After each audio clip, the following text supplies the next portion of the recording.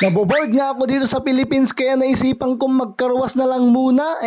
Motor wash pala kasi motor siya. Karag-karag so mas pwede pa. Ay hindi. Karag-karag lang tong motor ko mga besyo Magnus ko pero okay pa naman siya. Magwawalong taon na nga pala ito sa akin sa December. O diba nagbayag na baybayag pa yung relasyon nyo kung tajowang mga aging pipintas. Buti ba tong motor ko maliligo na naman hindi gaya ng kakilala ko na isa dyan nalaman lang na may darating na bagyo hindi na naligo. Tapos pag tag-araw nakareklamo nakapudpudot ka no kasano nga di ka pudutan ka nakapuspuskulan tatikab mo. Magwawalong taon na nga to mga besyo Agnes ko pero yung makina is wala pang tagas. Ibig sabihin hindi pa siya nagagamit ng sagad-sagad. Ako lang kasi gumagamit nito hindi kung sino-sino. Hindi gaya ng jowa mo na bigat aldaw malam agsasabalit yung mangus-usarag sa sagadsad. Di ka di pag nila.